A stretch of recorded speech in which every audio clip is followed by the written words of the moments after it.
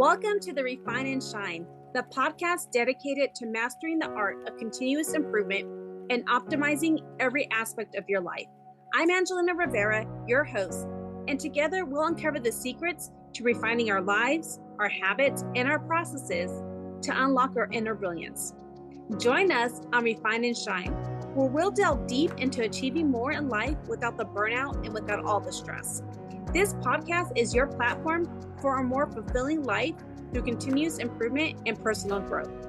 In each episode, I and a diverse array of guests discuss practical strategies for up-leveling every aspect of your life.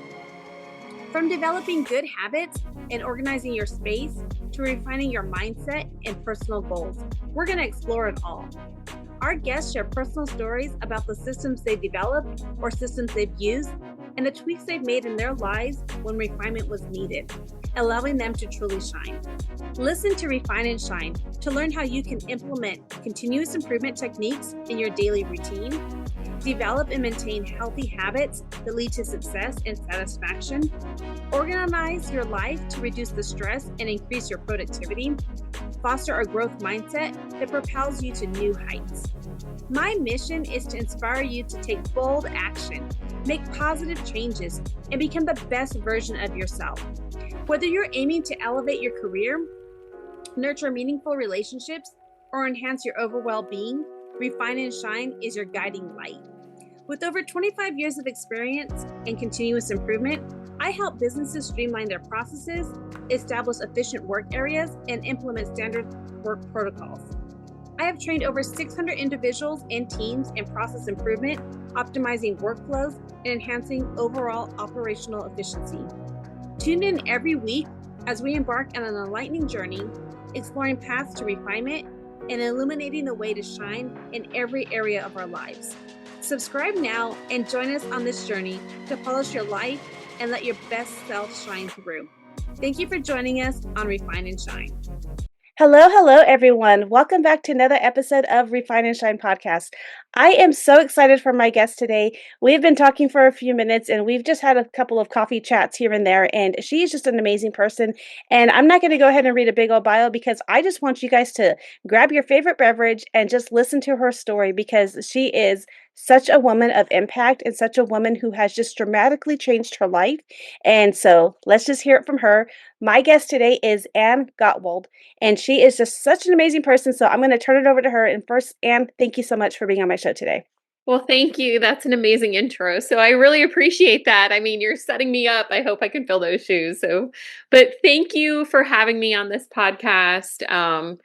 I've spent a lot of time kind of just building businesses, but I've never really told my story yet. So I was kind of picky on, who I wanted to connect with. So I'm really excited to kind of finally get out there and share it today. Yes, I love that. I think that when we finally share our story, like everybody sees like, okay, this person has all of these things, right? You've built multiple businesses, and we'll go into that in a little bit, but you've done all these great things. It must be easy for them. Oh, they just, they're lucky, they just really work hard. And God just loves them more than me, or whatever the things they tell themselves, right? But people don't understand what that we've been through and how life has been. And you have such an amazing story. So kind of just take us back to the beginning, maybe back into your 20s, I believe, when we first, and then take it from there. Yeah, absolutely. So I want to start off with, I think one of the most impactful things in my life, even starting with my 20s and what led to where I am today, is I'm a mother of 7. So I have a 24-year-old all the way down to a 6-year-old. I built businesses. I didn't miss practices, and I've been there for them. So when you go back to like my 20s, I was a girl. I grew up in, the suburbs of Cleveland, Ohio. I was the cheerleader. I was the overachiever. I went to a Catholic prep high school. And I grew up with a single mom. So as I grew up, she was an ER nurse. She worked through the night. She would wake up in the morning, take me to school, have to sleep, and then come and pick me back up and then go to work. So if I wanted to get anywhere in this life, I really had to work through and push myself through it. And I wouldn't say I was necessarily like a goody two shoes, but I was always somebody who I just did it. What needs to happen? Let's get it done. Let's get it off of my plate, have discipline to accomplish everything. So I grew up in the suburbs of Cleveland. Like I said, I went to Walsh Jesuit High School. And something that's really big about me is I was this cheerleader and dancer who I won when there was one nationals in the United States. I won that for high school and all-star. So I joined another cheer company or a cheer team and performed at the 96 Olympics. And when I performed there, the world hadn't really seen what cheer was yet. So we brought it to them, on the Coca-Cola stage. So after that happened, there was like this little thing inside of me that there was more to cheer than what is, and that'll come into the story later. But then, I went and attended Ohio State University.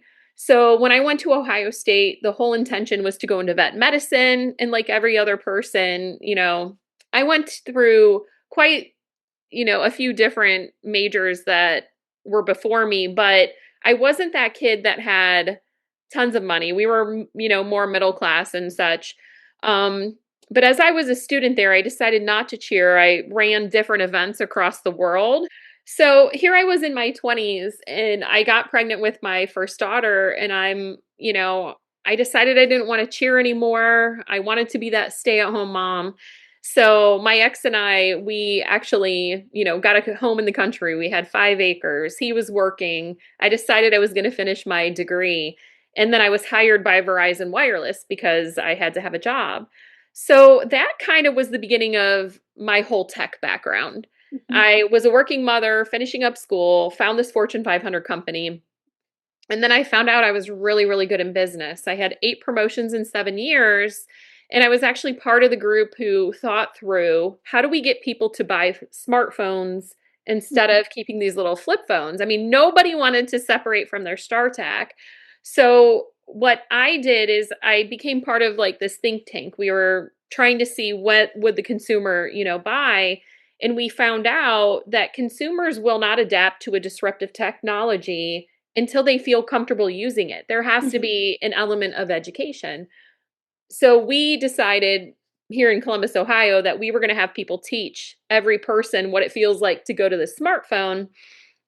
And when they went over to the wall and they started, choosing to have, like, they were familiar with what that was, it ended up helping them decide, I want to have a smartphone. And that's when we saw the boom where everybody went away from these flip phones. Well, while I was at Verizon Wireless, it's interesting. I was one of the managers in a store here in Ohio. They had me stand in as guardian of records for a court case. And I was like, okay, I'm going to go in and say, these are text messages and such. But the reason that I tell you about this is it was a 12-year-old rape case that I had to go and validate the records for. So this was kind of my first taste of what, violence and stuff like that in the system was. And I can tell you that experience of cross-examining was extremely exhausting. But having to explain that, yes, text messages were true and they were real, and to see a family turn against, this young girl, it was just devastating to me. Um, so as, I am this tech leader and we're disrupting the world, I felt that there was this little pull for me to come and, protect somebody. So it was unique. Mhm. So I went through and, at Verizon, I was one of the leaders where they had me train other people to train the people that were being developed. I taught many people how to hire for a second role. We had a huge manager and training process that I went through. And I would say my experience when I was at Verizon really taught me, they had this huge training in background, system to teach us all, how to be better leaders, how to be better listeners, and really how to become an entrepreneur, even though we were inside this Fortune 500 company. So in my 20s, I was a mom. I had 4 daughters back to back. Mhm. I was with this tech company. They were sending me to be a guardian of records of, these big cases. And my career was just booming. But the relationship that I had with my ex at the time, we were very young when we had our children. It just wasn't working out. So I decided, it was time to call it quits. We got a divorce. And I was still working at Verizon at the time. But then I met someone else who was like, you have made these vast changes that are in Verizon. Can you do that for my company? and he owned his own company. He kept sitting at negative 30 because he wanted all of those deductions. He Mhm. wanted a write-off. He wanted something to come back at the end of the year. But when I met him, I was like, sure, I can scale your company, but I don't feel super 100%, just joining you and building this company that you have. So when I left Verizon, he employed me, but then I also worked with one of my friends. She purchased another sports company and was merging. So I Mhm. was helping her merge those companies and helping him grow his brand. But in that time, as I was building his company, I didn't realize what love bombing was. So Mm. here I am, this high-end performing female, saving this business, stepping into a new career. I'm going to be this consultant. And we did. Like, we grew his company from negative 30 to 2.4 million. It doubled and doubled again. And we were able to sustain that model from me putting in these scalable, repeatable processes. So outside to everybody, I had made this great leap. I was helping this guy. We ended up getting into a relationship. Over the years, we had 3 children. But what no one knew was behind the scenes, he was very verbally abusive. So we would go on the greatest vacations. I know what it is to have a butler in a 2-story penthouse in Vegas, but none of it was worth it. Because Mhm. when we would go on these vacations or anything else was happening, he was gambling these large amounts of money. And to me, like, it didn't feel safe anymore. I was lucky because it didn't happen in front of my children. Like, he wasn't abusive, but it did get physical. So I ended up holding him accountable, in the court system, in press charges against him. I was not one of those women that kept putting up with it, but I would return. Mhm. So after the course of so many years and going through that, when COVID hit, I decided I'm not going to do this anymore. He, kind of had a sly smile. He talked back and went into the space of one of my children where she actually had to defend herself to not let him be in this space. He was not physical with her.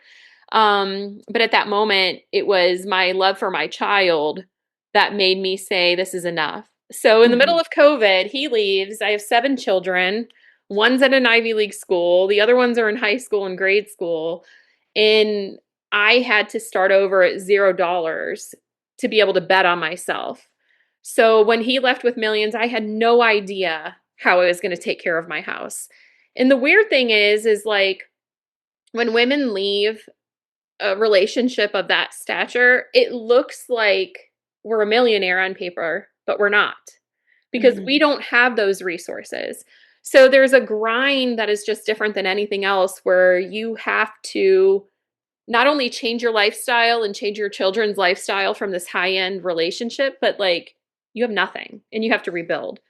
So through that, I decided that I was going to, consult and help women that were high performers to go through and get, better careers or work through high-end abuse themselves. I started 2 companies, a tech company, and then I was working for, to build a pro cheer league. And then I kind of grew those to where I am today. And I know I'm going through this quickly because I figured we'll probably break down this and talk. Yeah, we will. But yeah. So my story is, that college girl that went to big tech, broke into a relationship to scale a company, made a relationship with that gentleman, found out he was abusive, left the millions to just bet on myself and start my own companies. I just love your story because we're, it, it goes back to what I've talked about this numerous times on my podcast is that people think that they're doing well if they have the tangible things. They have the cars, the high end, like you said, the butler and all of these things, like that's living life. But is it living really life if you're unsafe in where you're at? If you're uncomfortable, if you're scared to even like have a conversation because of what is at stake with it. And I think that that's important. And so many times people stay because they feel comfortable. And you have to get uncomfortable in order to really thrive. And that's in just in anything. It doesn't necessarily even have to be abuse. It could be like if you were constantly being not promoted at your organization, you have nowhere upper mobility and all of these things. Like women, a lot of times, and it could be men too, we just settle because it's safe. We think it's safe. We're too scared to go out to the unknown. And so getting into that uncomfortableness is really good because then you can really see what you're made of. I mean, walking away from, millions of dollars to nothing That's the hard thing. I know many people are scared just to leave, a job from one job to another because it's only a couple of $1,000 difference. But this is millions, right?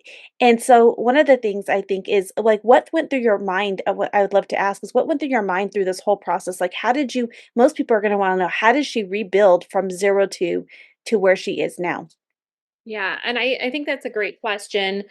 How you rebuild from zero to like where I am now is you don't give up. There's this inspiration of hope and it's discipline and it's routine.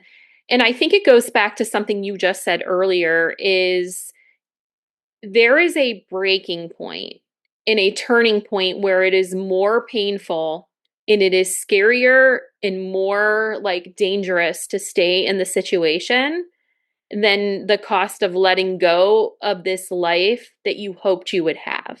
I think it's letting go of the dreams and the hope that this person can change, or letting go of the dreams and the hope that a company or a leader in a company can change, because domestic violence isn't just in the home, it can be in the workplace.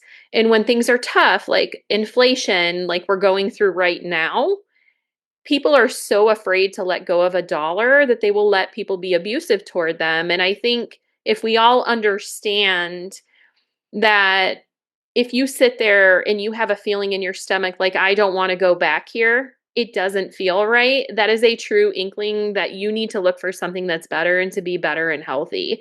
So, going to your point about the money and the materialistic things that you kind of talked about, there were times when we had Christmases with 7 children that they had everything that they needed, and Christmas was literally just buying stuff so they could have it. Like, there's the feeling of when you have enough money, like, there has to be something more. There has to be family. There has to be yourself.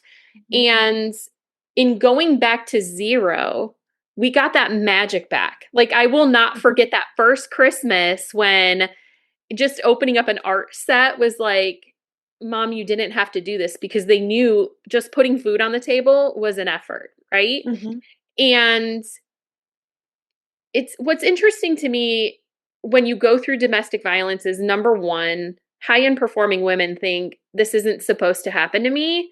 And they tend to push through it and just keep putting up with it because they are like, I can't seek help. I can't be going through this. And they confide in their friends. They don't want to leave.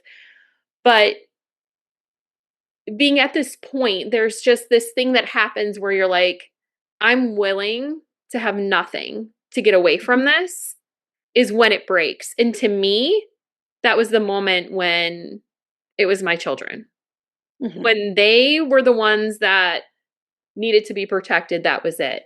And what keeps me going every day, even though people have stolen my tech idea. I mean, there are literally conferences signing with other people that are trying to steal it, or there was a spinoff of, the Pro League that I built.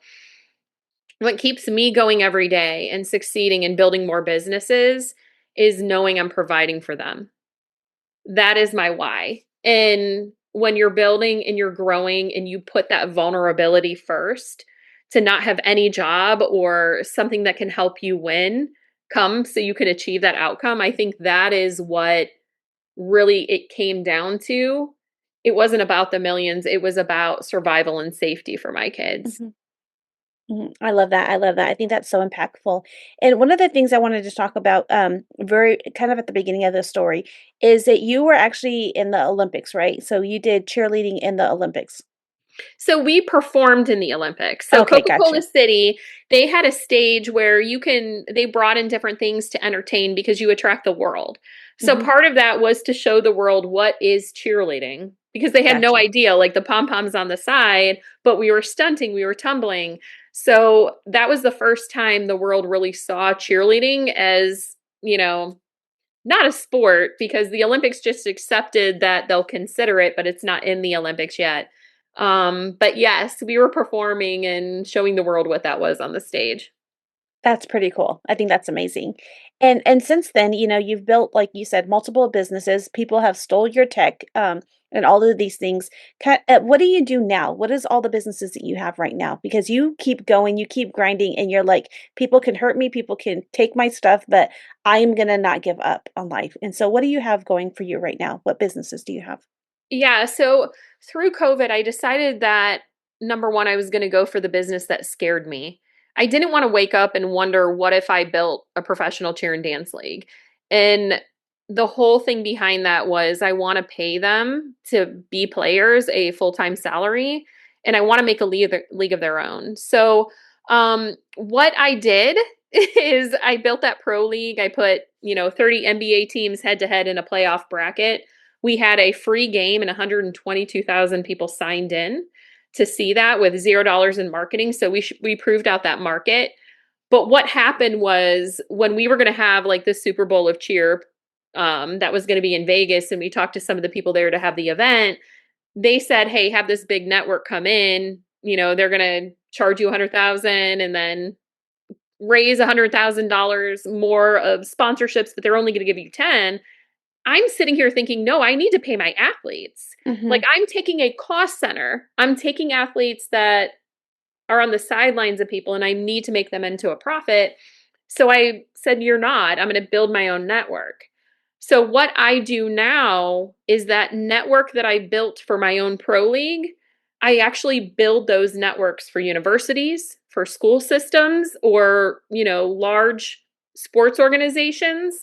And I teach them how they can own their own network and keep 90% of media revenue instead of only getting 10%. I think So, that's yeah. amazing. Hmm. That's amazing.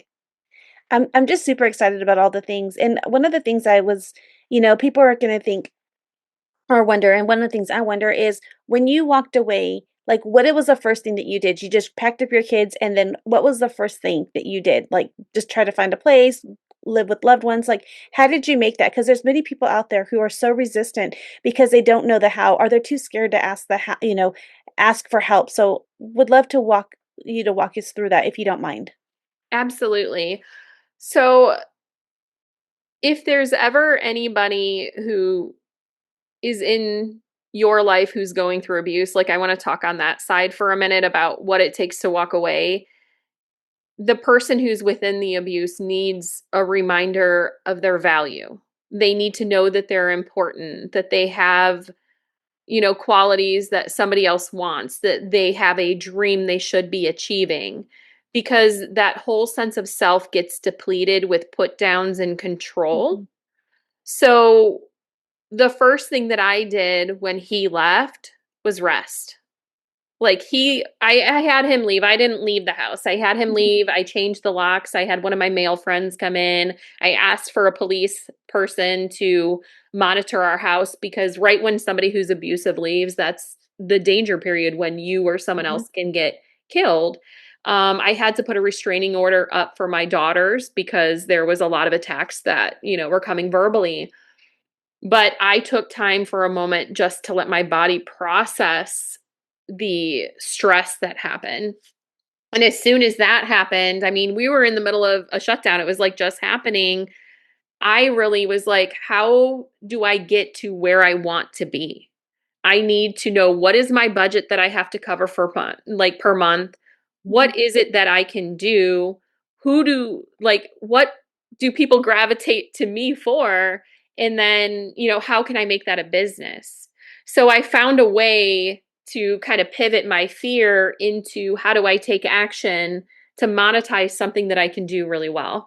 Did I ever tell you that story about when I was in the relationship with him, how, like, I know this sounds cheesy, but like God kept giving me signs that I needed to help women? I don't know if I shared that with you. No, you haven't shared that with me. Okay. So when I was in my abusive relationship, and we had 5 different states that we had businesses in, we would go to one of our locations that was in Montana. And this is the first time it happened. I decided I was going to go get a spa treatment. And the woman who was giving me a massage was like, I just feel like I need to tell you this. And I'm like, what do you need to tell me?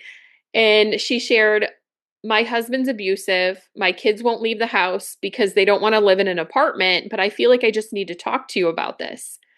So at the time, I was using this program called NARP from Melanie Tonya Evans. And I'm like, you need to listen to what she's talking about. It's narcissistic personality disorder, and how to, process and meditate your thought loops out. So she and I connected, and she's like, that worked, and we ended up being friends. But then it was literally a few months later, I had taken my daughter to a college visit, and I'm sitting in a pool, and this other woman comes and she's sitting next to me, and she's like, I don't know why, but I need to tell you that I'm in this hotel room because my husband won't let my parents stay at my house because my parents don't like how he's abusive to me. The woman in Montana and the woman that was, at this hotel, both of them were in multi-million-dollar relationships, the same one that I was in. So Mhm. I shared with them this meditative process, that I was going through. And then I had a counselor. She was not in person. I didn't drive to her. I did it on the phone when my child was at classes. But I used this, it was not just talk counseling, but like trauma therapy to Mhm. walk through the process of understanding and having affirmation of this is what you're going through. How do you process through it? And in going through NARP by Melanie Tonia Evans, having a counselor, and then getting more pain from being in it than leaving, I found out that, that was the moment when I left, and it became much harder. But I started helping other women to get out of abuse before I even helped myself to leave. Like, it was just really awkward. So that's kind of why that led to one of the businesses that I started in COVID. I think that that's, like, really amazing how people were just like, God was giving you all of these, like, breadcrumbs, so to speak, people in your like, spreading the breadcrumbs so that you were realizing you're helping these others, but then like, "Okay, I need to start helping myself as well because I'm in the same situation."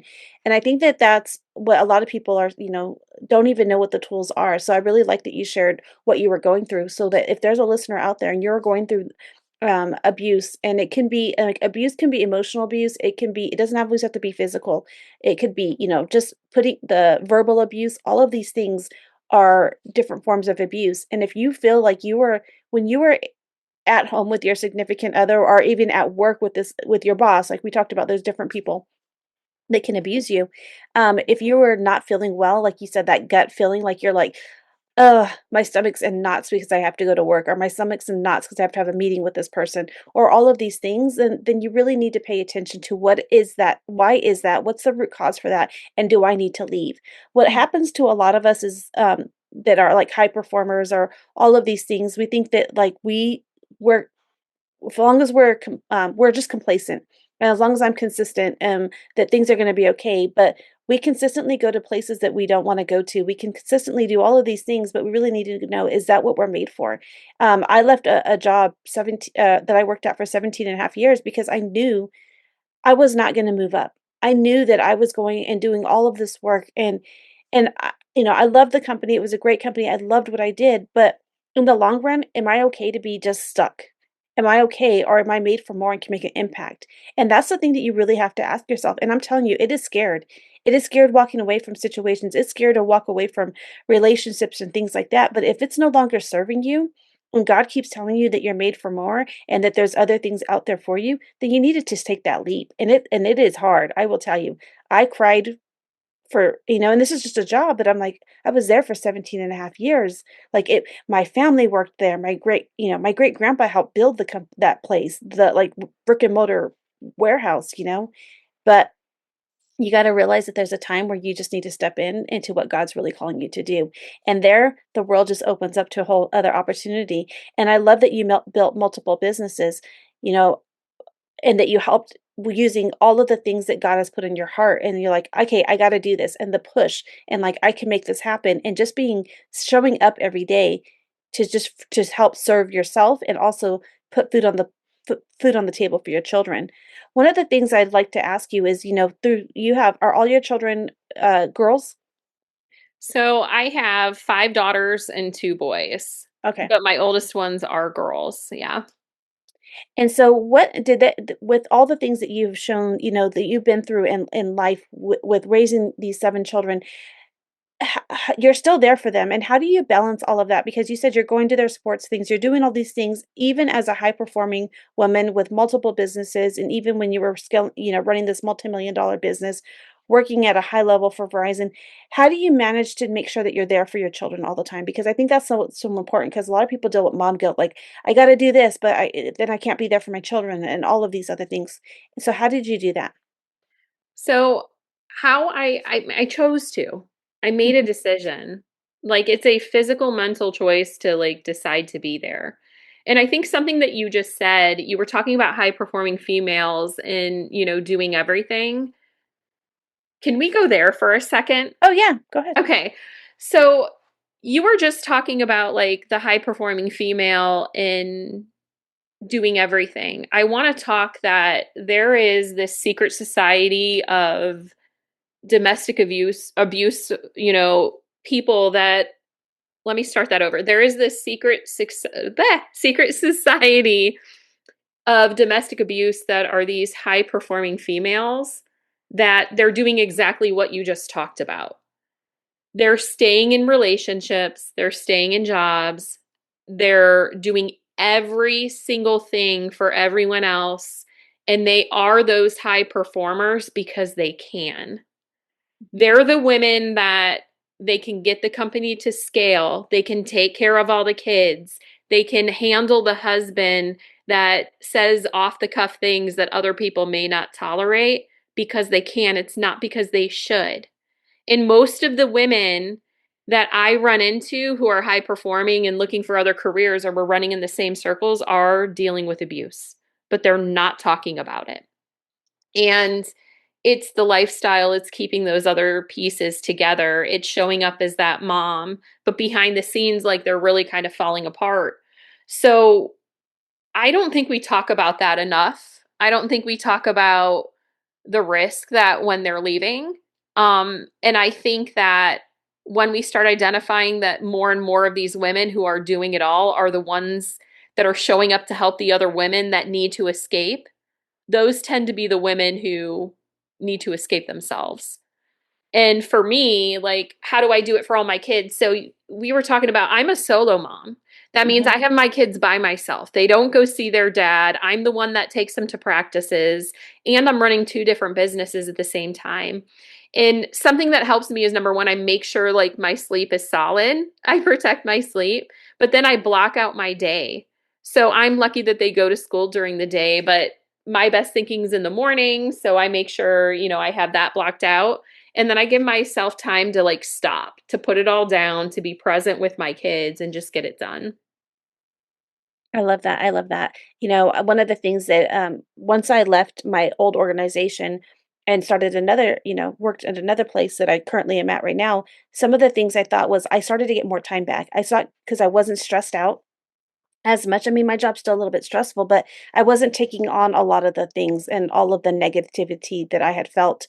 It was just a hard thing. I was working in manufacturing. I was a female boss, in charge of a lot of production lines, and sometimes in a place that you're working in, like we talked about it earlier, there could be domestic, or even just abuse, and we don't even really think about it until, like, with me being a female manager working and having male supervisors underneath me that I'm in charge of, who will say things like, "You're not a machinist," or "You're not a this," or "You're not," like all of these things because I never was a mechanic, or all of these things. But you don't have to actually know how to do everything that they know how, but you can manage. It's difference between knowing how to be a work to do these things and also just managing and thinking outside the box. And I think that even with consultants, they don't have to know everything. And when they come in and help your business, it's what they know is how to ask the right questions, how to walk through the processes. And they, as an outsider, can see things that you are complacent to see, that you can see that you're just doing the same thing over and over because it's always been that way. But there could also be waste in your processes. And I think that that's important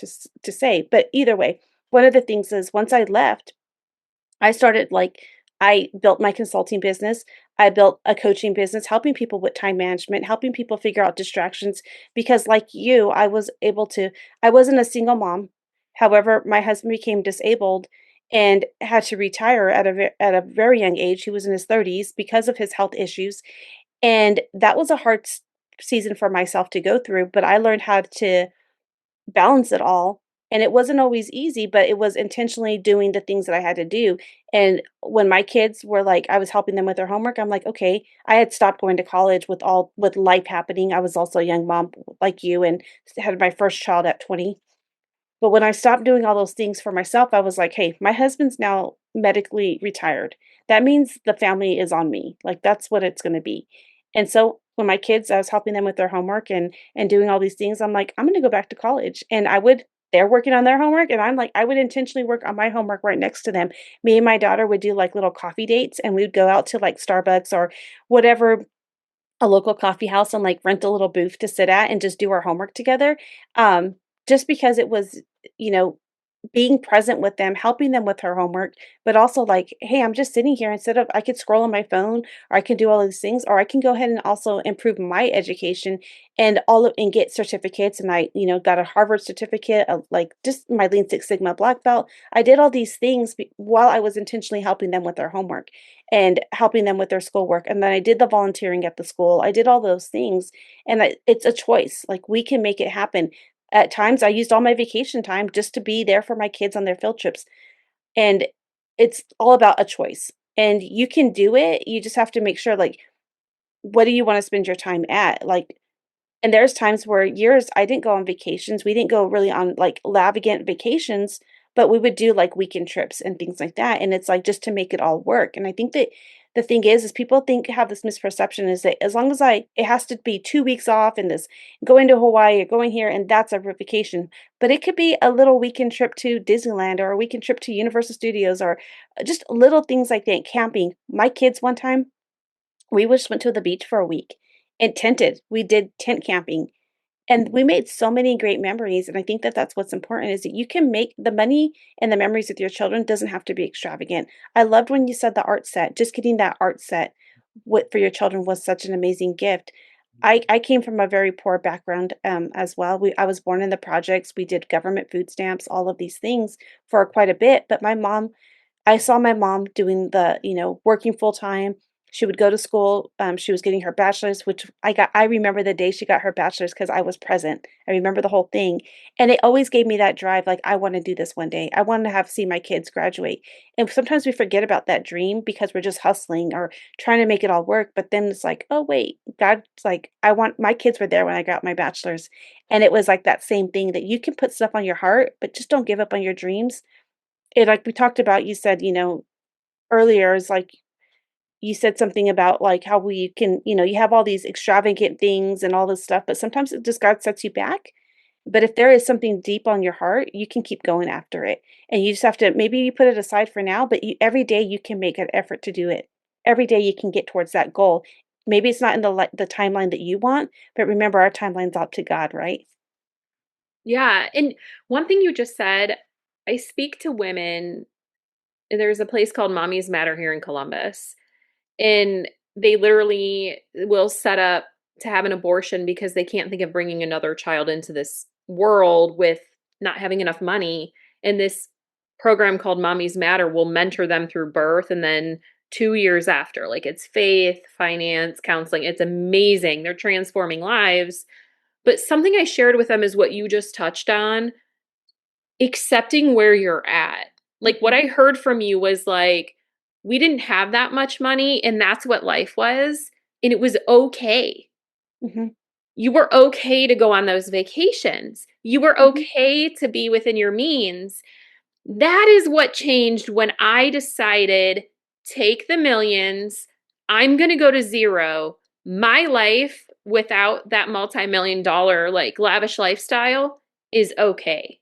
mhm, It was us. I was teaching 5 children school in the morning, and then when I was building my businesses in the afternoon, my daughter was helping watch my children, but right at 5 o'clock when we were done eating, I took the kids into the bedroom, and my whole house turned into a film studio, so my daughter could do her college work because we were shoved in that place.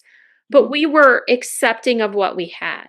It mhm, wasn't about what other people thought about us. It was being thankful for the people in the relationships and being safe. And mhm, I think in those moments, when I'm speaking to these women and I talk about leaving abuse, and I say it like, because stigma's going to be there. Let people say whatever they want about you. yep, But if you can leave and say, I no longer need you, I'm going to bet on myself when you feel the worst, you are the strongest person in the world, right? mhm, But then life happens, and knowing where you're at and being okay and making the most of it is great. But remember, life is a cycle. Mhm. It's like laundry. You may get all the laundry done in your house, but when you go to lay down at bed, like for bed that night, it goes back in the hamper. There's never an end point. It's always an and then, right? Mhm. So I think you hit the nail on the head is, do you accept the life that you have right now? Are you okay and happy with what you have? And if you want to get to that next step, what are you doing about it? Is there that plan? Is there something you can achieve? Just like what you were saying with those vacations.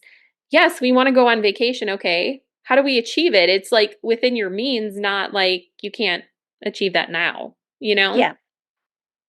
Yeah, it's not going into debt, and I think that so many times people wanna they just wanna be like, "Oh, look at I'm going here," or "Look at I'm going here," or doing all these other things just for show, but if you're dying inside or if you're not financially ready to do that, like, don't do that. Don't overexpend yourself, especially, walking let me take it back. Walking, thinking that, oh, if I'm going on vacation, then my family may look nice. It may look like we have it all together when you don't have your crap together. Like, I think that's important.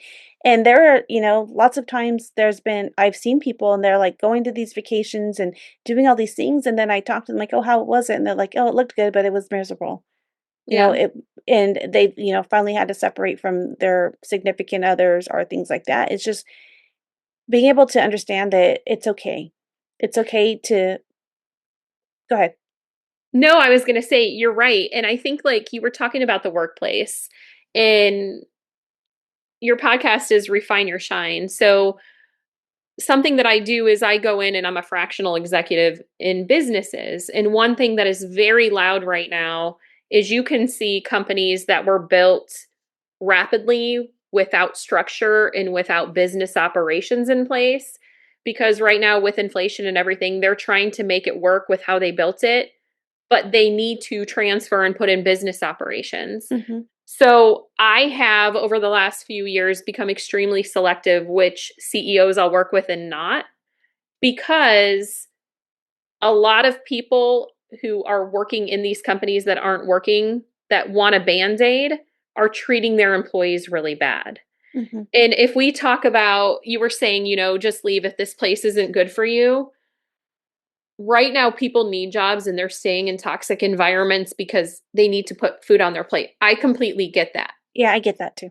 But I think the acknowledgement in knowing that if you have a boss or somebody who's owning a company who, when they sit in a room, is pointing fingers to blame people instead of sitting in a room and bringing people to collaborate to get an end game, they are not a true leader.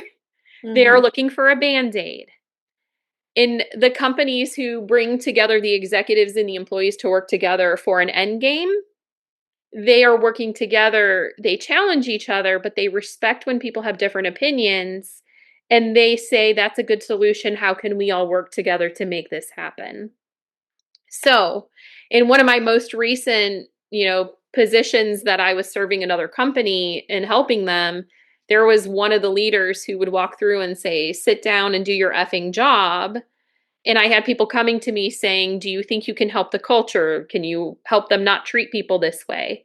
When they saw people were coming to me, they didn't want that to happen. They wanted to hide, that candor and illegitimate conversation behind the curtain. They didn't want accountability. We had to part ways. There was mhm, another person who, was unethical. They weren't holding people accountable. It was favoritism.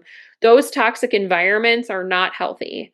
So if mhm, you go into a company and it depletes your energy and it is not putting something into you, that's not a right fit. If you go into a company and they allow you to have creativity and they allow you to build, this is not lack of accountability. But if they allow you to be part of the team that is growing the company, that is healthy. mhm, So even though we need to stay, in these jobs for money, I think leaving toxic environments and understanding you're not there to serve an owner, you're there to do a function to help the owner grow.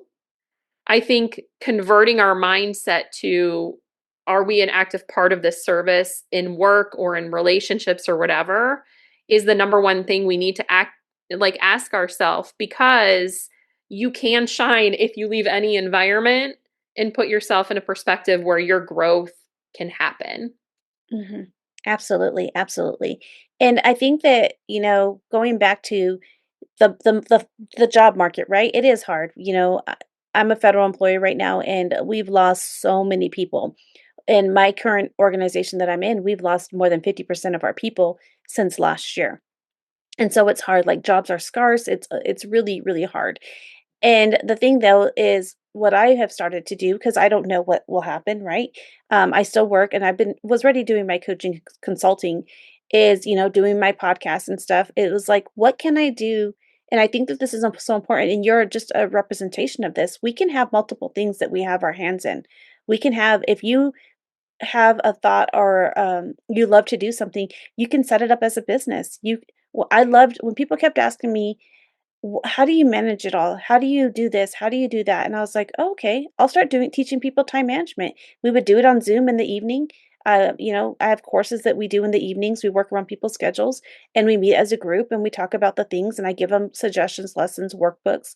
You can do those things. If there is something that you really want to do, there's nothing to say that you can't start it now. And I think that that's one of the things that I think is so important. If the pandemic taught us anything, it is that we can do Zoom, we can meet all over the world. I mean, I'm in California, you're in Ohio. We're still able to have a conversation, and Zoom doesn't cost that much to have a a monthly subscription, or there's a free version of it as well. But we can do those things, and Google has the free meetups as well. But there's things that you can do. It's just thinking, like, it's going back to that, where I feel like God gives you a desire. He tells you that he gives you talents, and he gives you gifts. And if you're not using those gifts to help serve the world, and you're being depleted by what your current environment is, what can bring you joy?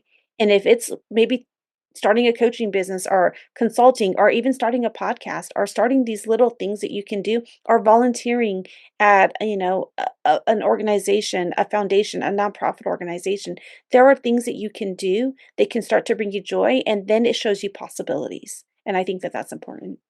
Yeah, and I think right now, I mean, look at everything that's happening.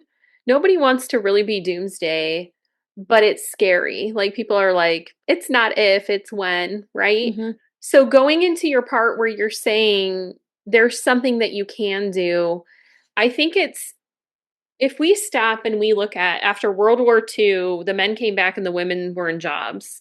There was a shuffle, and it's like, where are the jobs going to be again? Right? So if we look at, I mean, that example you just gave, you're doing a podcast, you're going into influence, you're going into where media is. There's a huge shift in media that's happening right now. And even though you're a government worker, you're growing the skills that you have. Mhm. So let's talk about media for a second, because that's what I'm in. Mhm. Are you aware that there is a company who invests in not all, but certain state associations, and when they give them a donation, it allows them to keep only certain businesses available for certain people to purchase from that state or to run through the state, and it blocks out other people? Mm. Some of that is media. So if you look at the business model of media that always has been, there are teams that play, there's films that come across, the screen, and that media company makes the lion's share of the revenue. But the Mhm. teams who are playing, or the athletes who are playing that game, they get the minimal amount. So just like what I went through when I was trying to build my pro league event, that big broadcast company was going to essentially make $200,000 and I would get 10,000. That is the model that always has been. But what's coming out in media, and where we're going to see a shift, is those organizations and those people are going to start owning the media.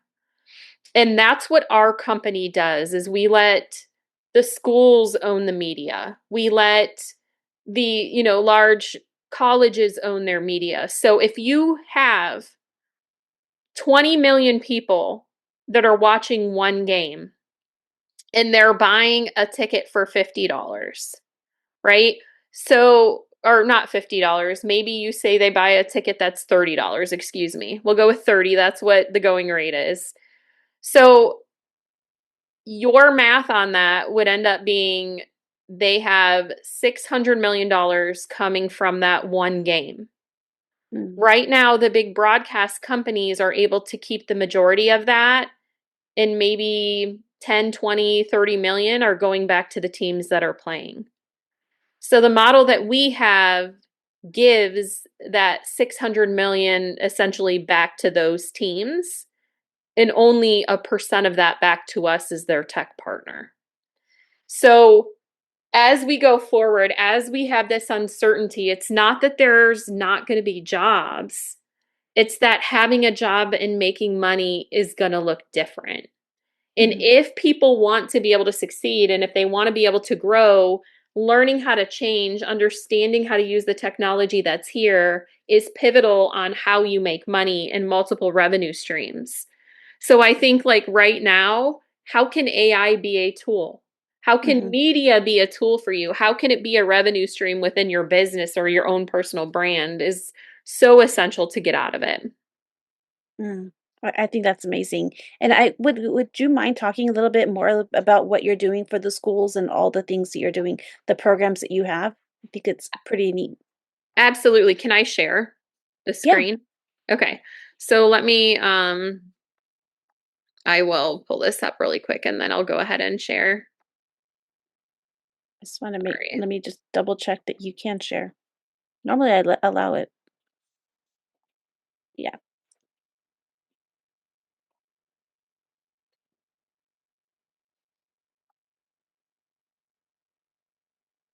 Okay, are we good? Mhm. Okay. So, what I decided to build was we build white label networks for anybody who wants to have their own network for a business. So it looks and it feels like Netflix. You can make your own custom designs of what genres. It could be events you bought tickets for, live games, alumni, endowment events, athlete channels, or it could be theater. And then when people log in, they get to choose what price do they want people to pay, what is the schedule for the event. But here's where a university can make money. People can log in and they can pick, what team do they want to be able to be on. So I'm here for Dylan. They can watch the event where the race starting line, turn number 1, turn number 4, a helmet cam. And each one of these channels has a banner so people can click, go to that sponsorships page, and then come straight back to the game.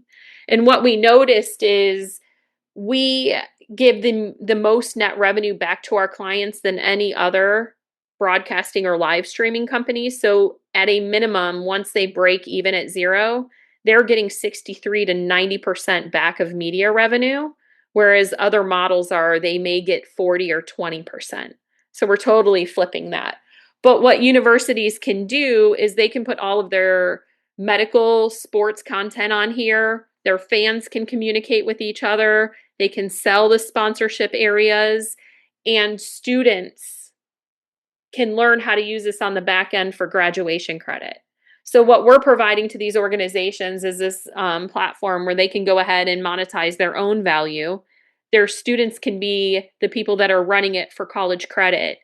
And then they end up keeping that revenue, getting into a self-sustaining model for the university. The other tech that we have that's underneath here is we support cheer companies all over the US for registration scoring. And then if anybody wants to build something above and beyond this, we'll develop that for them too. I think that that's amazing, and it just when you were sharing that, it reminded me, and this was years ago, I don't even remember how long ago, my younger sister went to a school and she would do their video photography, and then they would put it on a like a channel, like a news channel or whatever, and as she did that, they would make money from those, from sponsors and this and that. What they didn't tell them was at the end of it was, I think, her senior year, there was a trip to New York where they got to go and, see a bunch of production companies and also go to, a Broadway play or whatnot. I don't remember the whole thing. It was years ago. But what was exciting about it is that as she was earning money, or the company, because she was helping film and she was going out to the sporting events and the plays and all the things that they were doing, they actually gave her a portion. They put aside every time she worked, they put a portion of that in there. And so when it came to this New York trip, like I said, we didn't have a lot of money, and they told her, "Don't worry, we've been putting this aside for you as a scholarship, or, from what you've earned," and that community hours went to help pay the trip. All she had to do was pay for her, food, and that was Mhm. pretty cool. And so, but then when my kids went to that same school, they had already stopped the program because it wasn't sustainable. They didn't have somebody who made it, work.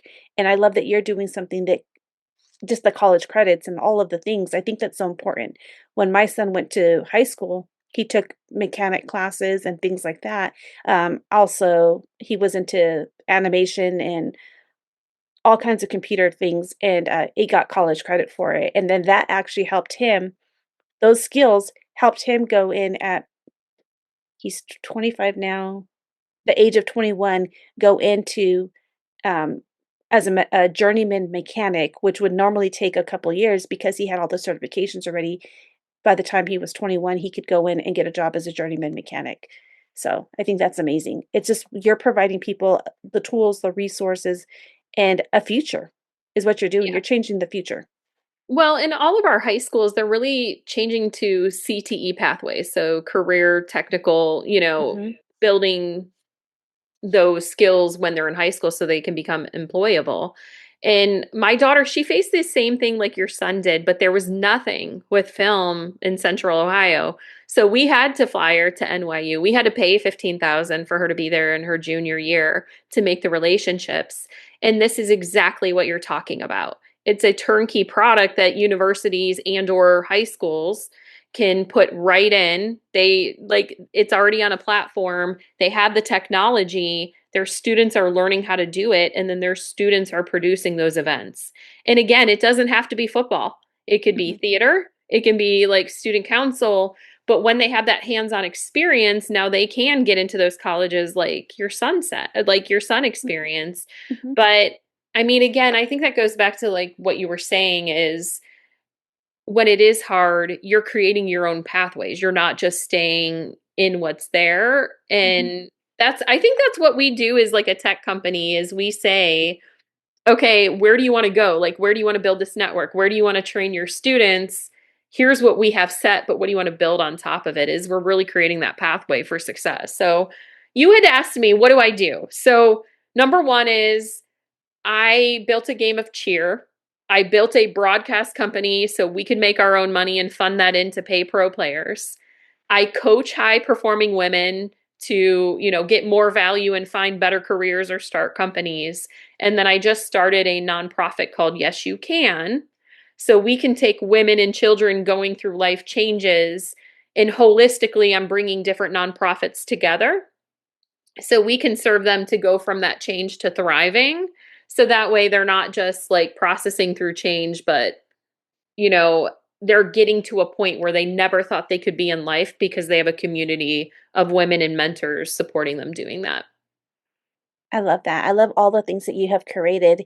And I just want people to remember, if you've been listening to this podcast, remember she started off, as a young mom, she worked high corporate jobs, did all these things, had a great lavish lifestyle for a little while, and but was not in the best circumstances, and started off ground zero to rebuilding again. And I think that that's what's so important is everybody thinks that it's really hard. Yeah, it was hard. I'm sure that there were days where you were just emotionally drained, probably cried. But the thing is, you never gave up.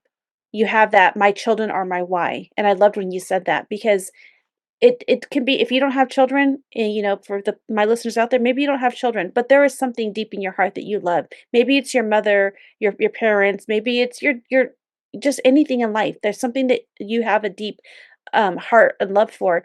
And if you're not driving yourself and to do better and, just loving yourself. It all goes back to loving yourself. Do I love myself to enough that I'm just gonna settle, or I mean, I kinda said it the wrong way, but do you really love yourself, or are you just settling? And I think that we just need to realize that we are made for so many amazing things. And maybe you're not going through any type of hardship and life and stuff, but are you just complacent? Are you just like, oh, this is okay. I make decent money? Because it's not even just about the money, it's what brings you joy. Uh, we talked about, or we didn't talk about it on this one, but think it goes back to Steve Jobs. Steve Jobs made an amazing technology, right? The iPhone and all of these things that he did and all the things he developed, and then he got sick. And at the end of his life, he was just like, I didn't live enough. He didn't live enough. And so are we living? I think that's important. Yeah, I love what you just said there because I think we learn how to love ourselves. Through letting go of everything and going to zero to start my companies, it I'm not afraid to lose it all. I'm not afraid to get rid of it all and bet on myself again. And I think you were just talking about the days like where there's tears or when it's really hard. How do you get through it, especially being a solo mom? It's because I know what having nothing feels like. And I made a choice to have nothing. And I made a choice to rebuild myself. So as I stand here as this tech person, I can tell you media people don't want individual networks. They don't want that new industry to be successful where a university can make millions on their own. So I have people that have logged into my technology. I have people that have tried to steal it. I have people that have taken the models that I've built and it said they were helping me raise money or wanted to be on my team, and they went and tried to build it themselves. And I think Mel Robbins does a really good job in saying, let them. Hmm. When you let them do it, it's not about not protecting your IP. You have to be smart in business. But when you don't give them your energy and you keep going forward, there's something else that comes. And because I went through that abuse, because I chose to bet on myself at $0, it has put me in a position to not fear going into this media industry to speak to other people and to speak into them and to empower them to build their own organizations so they stop depending on someone else for a check. These sports, these organizations, these industries can own their own media and write their own checks. They no longer need to keep renting it. And people don't want me in this room. People don't want this to be successful. And because I went through that pain, I am not afraid to stand Hmm. up and be in those rooms where people don't like me. It's like, go ahead. I'm still going to help, these other programs become self-sustainable. I love that. I love that. I love what you said is that, you're not afraid of losing it again because you know how to rebuild. And I think that that's an important mindset to have. And I love I actually have Mel Robbins Let Them book right here, right by me. And it's like, let them and just let me, right? You can Mhm. people and it goes all the way back to goes take it a little bit back a little bit when we talked about these high performing women who are scared to leave and all of these other things because of the judgment and all these things. And it goes all the way back to that. Let them and let me can apply to everything. Let the people talk. Let them try to take these things away from me. Let people put me down. When I left my organization of 17 and a half years, there were so many people who were talking like, oh my gosh, how could you do this? Like all the things. I gotta let me. I gotta let Mhm. me. I gotta let me see what I can succeed in. Let me see and let me experience failures if things don't come out. Because I wasn't saying that after I left that company that I was in that it was easy because of all the situations that have happened over the last 2 years, the government shutdown, all the things that I would have not had experience had I not left.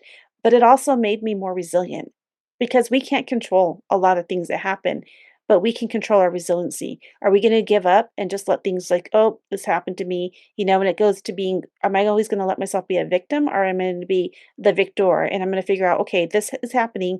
What can I do? Because we all have one choice. We have the choice every single day. It's how are we going to live our lives? How are we going to show up? How are we gonna, show up for our families and our children and all these other things? And I think that that's also important.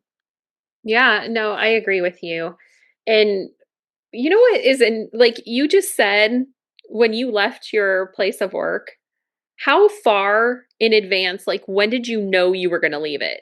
It wasn't the day you left, it was before it, right? Oh, yeah. So, I had went to a conference in January of 2023. I go to a conference every year. They are in different locations. I'll be going I go every year, and I just started with actually within the last 5 years after the pandemic. I started going to growth conferences, figuring out because I wasn't in a we didn't get sent to conferences, we didn't get sent to personal development, all these things, and I was like, I need to grow myself. And so during the pandemic, that's one thing I learned from going through everything. And so I was like, I'm gonna start sending myself to conferences. My first one was virtual, and then I was like, there was an in-person one, and I got to hear Trent Shelton speak. And he said that whole thing about we will say, "Oh, if only I could do this, if only I was consistent." And he's like, "You consistently go to a job that doesn't love you. You consistently do all these things." And it brought me to tears. And it wasn't that my job didn't love me. I mean, I'm not putting the job down. It was a great organization for me at the time. But I was complacent. I was complacent thinking I wasn't. And so I started looking for jobs. And I kind of like looked a little bit here and there because I knew I was made for more. I knew I was not gonna go higher. I was capped out almost. And then so in May, I went to another like a women's retreat, and I was like, I have all these things like on my heart. And it was like this whole download of how I want to build this business. And so I like had it all mapped out, and everybody's like, oh, you're gonna be the first person to get $3 million. And but it hasn't happened yet. And but then I was like, I was telling my husband I was so excited. He goes, "So then go ahead and start applying for jobs." And so I went in and applied for what my current series was, my series, and I went and I was like, "Oh, there's a job in Maryland. Let me apply for it." I'm like, "Well, it's worldwide. It's like the odds, like, what am I going to get it?" And so in June, in July, they called me for an interview. I applied the last day that you could apply, and in July they called me for an interview, and then I got another interview, and then I got the job offer in August. A tentative job offer, and I was going back and forth, am I gonna say yes or not? I negotiated a pay. I've never negotiated pay before, but I negotiated an increase in pay, and then they said yes to that, and I was like, "Well, I don't know yet still. I live in California, this job is in Maryland." Like, that's a big leap. And so I was thinking about it, and I had the conversation with God. Like, I was literally driving to work, and I was like, "God, you just need to tell me, do I need to take this? Do I take this? Is what you're telling me to do?" And I just had, like, this surreal feeling, like somebody just, like, hugged me, like, and it was like him saying yes, and I had never felt something that powerful. And, I'm driving, and I kinda just look at the sky, and I'm like, "Okay, God, I'm gonna do it." And then the sunrise was so amazing, like, it was purples and pinks in the sky, 'cause I commuted, and it was pretty early in the morning, and it was just amazing. And then there's a song that came on, and I don't remember the exact word of the song, but it was about, like, "You're gonna be okay. Like, you're gonna be okay. Just have faith in me." It was something along those lines. And so later on that day, I didn't tell anybody, but later on that day when came home from work, I told my husband, "Well, I'm gonna take the job," and he's like, "Okay." I go, "God told me it's okay." Like, it was, like, almost the exact words in the song where he's like, "It's gonna be okay," like, is what my husband said. And we decided, and then I was like, "Well, you gotta go through a background check, you gotta go through all these things," and there were so many loops and, like, things I had to wait for. But the whole time, even though that I had gotten the tentative offer, I didn't say anything. To anybody really but my internal family, and I just kept working. I kept working. I started building files for turnover in case, like, hey, I was in charge of so many organization or sections in that shop. I didn't wanna let anything happen. So I built all my files, I built turnovers, I put everything in, like, teams, and I was starting to teach my supervisors, like, "Hey, this is how you do this is how you do that." And as I had 7 supervisors, and so I kept doing all these things, I kept doing process improvement projects, I was doing all the things. And then, in December, I finally got the firm job offer, and they wanted me to start in, like, 10 days, and I'm like, "No, that can't happen." And so, I negotiated to start a little bit later, put in my notice, so I gave my job 3 weeks notice or 3.5 weeks notice, and I left, and everybody was shocked. Everybody was shocked when they started hearing about it, um, and they were like, "No, no, don't go," and then when I explained it, they actually did a little thing for me when I left, and I gave them that speech about the same stuff like I talked about what Trent Shelton said. Like, I knew, it's okay to go on, and I know that there are so many of you who have opportunities here who can do what I was doing. And, but the thing is you gotta make sure that, when God gives you a push that you answer the call. When he tells you, gives you a call and you answer it. and it was really good, and, I still keep in touch with some of the people, and then some people, I'm like, if they don't keep in touch with me, I'm not, that would our season has ended, but it has opened up opportunities because my son was already working there, and we couldn't work in the same area. Since I left, he got to experience more stuff, he's gotten to move around, he's gotten promotion, and it's been all these things where he was hindered, and it was like, and that was one of the things, I'm stopping my son, 'cause he could never move into another area, he would never been able to because of the position I was in, and, so it's been a shift, it's been a change, but I now help, manufacturers throughout the world. I was helping the warfighter, and now I'm just in a different area, but now I'm also empowering businesses. I'm helping share the podcast came about since I left, all of these things have come about to make an impact. But it wouldn't have happened if I had not been scared to reach out and do something different. Yeah, but there's a breaking point. Like, Mhm, you know it, you're planning, you're ready to mhm, go there, and you can't force that breaking point where it's it. It just mhm. kinda comes. Yeah. I think It that's awesome. well, it goes back to what we were talking, I mean, like, it was for me, it was not just financial, like, I knew I couldn't move up, and when you can't move up in a while, like, I was a process, like, I'm in charge instead of, no, I'm sorry.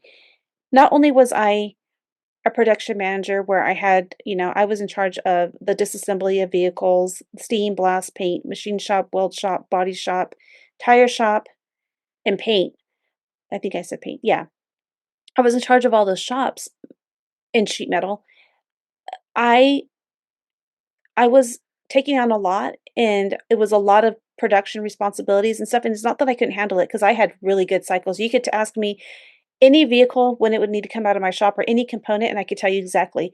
And we tracked. I mean, I had trackers in place. I had time studies done. I could tell you which vehicles. I did so many things. I did over 76 projects in the last 5 years of working there, with process improvement, with using my Lean Six Sigma black belt. I was the only black belt there, so I was in charge of a lot of things on top of being the manager for production. And so I knew that whatever projects I did were sustainable as long as people kept doing it, but then it was going to the point where we were getting new managers in place and just different things, and it was like, we weren't really looking at the processes anymore. We weren't looking at improvements, we were just rushing things, like, we weren't being sustainable and all of these things, and it was like, I feel like I was dying. I feel like I wasn't, like, my joy was to look at a process and say, "Hey, this needs to be changed," and I was like, "Okay." It just, like, I felt like I did my role, I did what I could, and when I left, it was I had put, like I said, I put everything in place.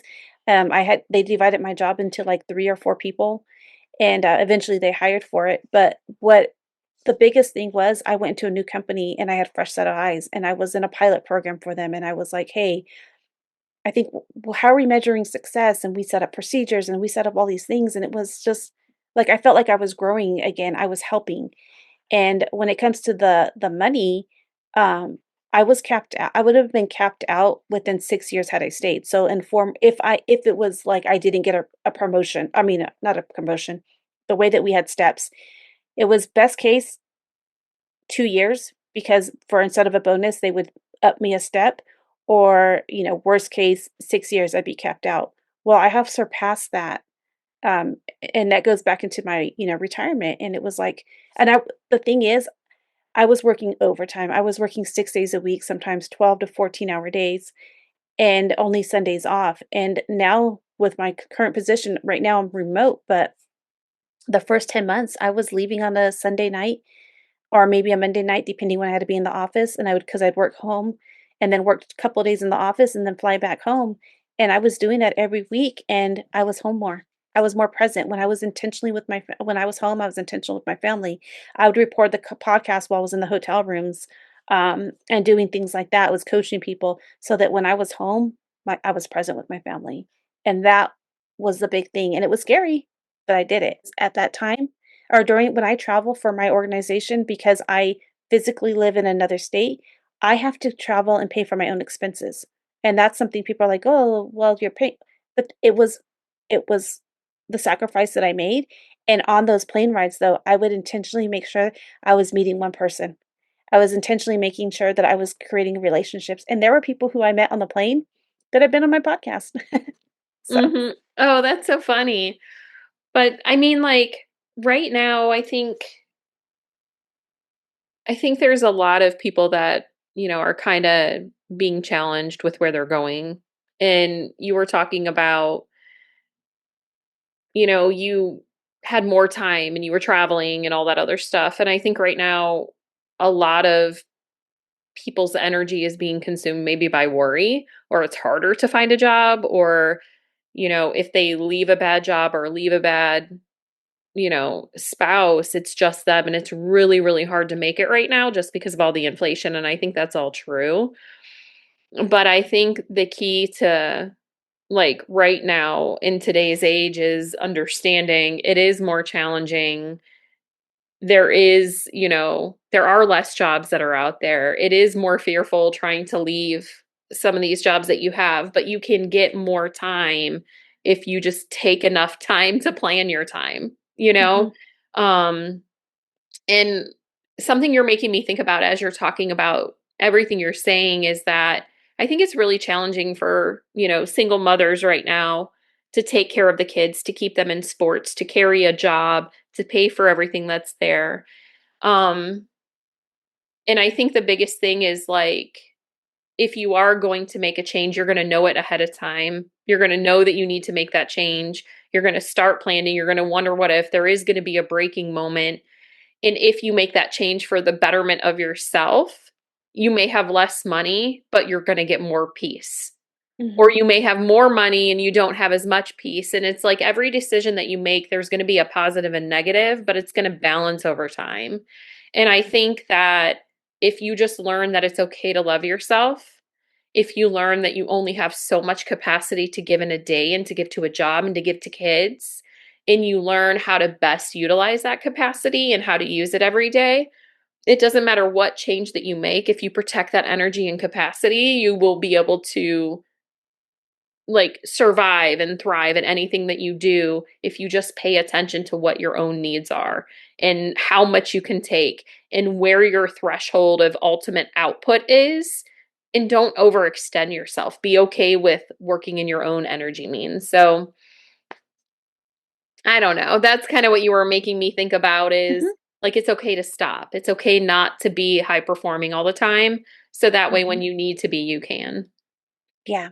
That goes all back to, I forget who created it, but it just reminds me of the spoon theory, right? We can only like we get so many spoons and we can't borrow from tomorrow's spoons or any of that. And sometimes our energy levels is so much and we can only do a certain amount of things. It doesn't mean that we're having a bad day. It just means like we have to learn when to rest. And I think that when I rest, and even it talks about in the Bible, Jesus rested as well. When I rest, and even God rested, I just become more creative. I actually when I let myself spend a day off or, I just recently took 3 weeks off, and I know that we talked during some of that time. When I figured out so many things that I wanted to do for the next level of my business. There's so many things I wanted to do for my podcast, and it was just that time to just creativity. And then I felt Mhm. more energized. And rest isn't I mean, just 15 minutes by yourself and to meditate or to, just sit in silence. I think what we all we're so like we have to, for high performance, we're like if we're resting then we're not doing something. No, you can renew your energy by being outside, getting grounded and resting for 15 minutes and just sitting there and soaking in the sun. um, then you can just grinding and grinding and grinding, and we're trying to do multiple tasks and all these things. Then we make mistakes, and then it's rework. Me with my process improvement, I'm like, I can't have defects. But when we rush through things and we're like, I gotta be busy, I gotta be busy, gotta be busy, then we just burn out. And I think that that's Yeah. something we don't want to have happen. I've been there Well, before. yeah, I almost did burn out and I was like, I don't know if I want to, keep doing it. And, it was taxing when I did have people steal certain Hmm. concepts of mine because I was deciding, am I going to sue them or am I going to put my effort into something different? And I didn't sue one of the people that I could, even though there were strong lines and protections in place. Not because I shouldn't have, but because they weren't worth it. Hmm. I mean, there are other people who I have taken action against. I took action against my abusive ex, but when you're playing in the mud with a pig and they know and they appreciate playing in the mud, you let them play in the mud and you just step around them and, kind of go to a different place. So I don't know. I think like I'm kind of thinking back to what you were saying, like in the beginning of this podcast, is you're like, what is your story? What did you go through to get to where you are today? And I think the best way to say that is like, I grew up as the girl who would do everything and take on everything for everyone, being that high performer. It gave me great achievement. I outperformed the big boys room and, like my entire career. But that same motivation put me in the room with people who wanted to use that for their own benefit and deplete my own like feeling and self. So when that happened in my personal life, I chose to get out of that room and say, I'm not going to tolerate this. I'm going to bet on myself and make something new. And going through leaving abuse and going through letting go of money, of status, of all of that, I found myself.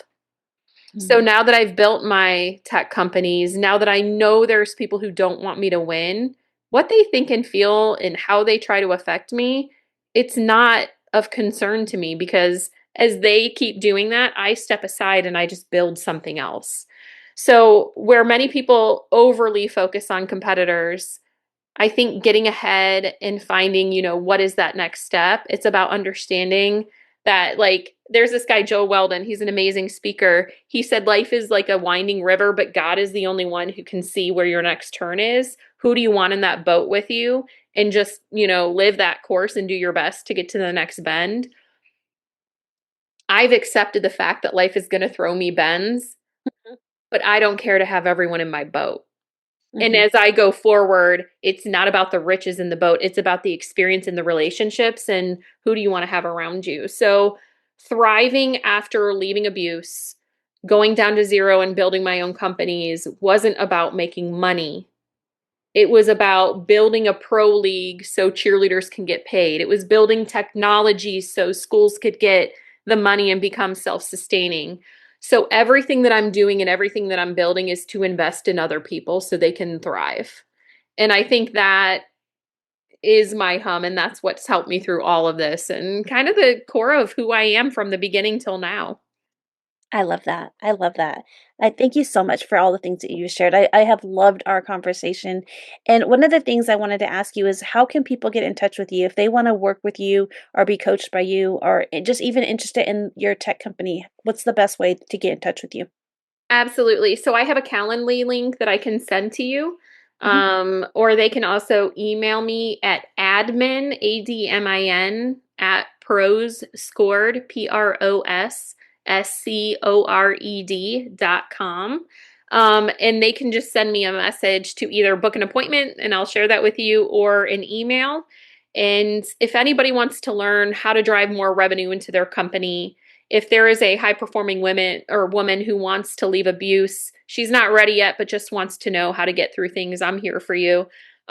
Just email me or book a time and I'd be happy to chat. Thank you so much. I'll definitely have all those links in the show notes. But one of the things I also ask right at the end is what is a word, a phrase, a book, or some type of action, something that my listeners can do today in order to help themselves refine and shine? Just know you're okay. It's going to all be okay. Where you're at in this point in life is on time. You're not late, you're not early, and you're okay. The path will be shown to you. I love that. I love that. Well, thank you so much for all that you've shared today with my listeners. All right, thank you. Thank you for joining us on this episode of Refine and Shine. We hope you find valuable insights and inspiration to fuel your journey of continuous improvement. Remember, the key to success lies in refining your processes and letting your inner brilliance shine. If you've enjoyed this episode, be sure to subscribe to the podcast and leave a review. Your feedback is greatly appreciated and helps us reach more listeners like you who are eager to refine and shine in all areas of life. Stay connected with us on social media for updates and additional resources and behind-the-scenes content.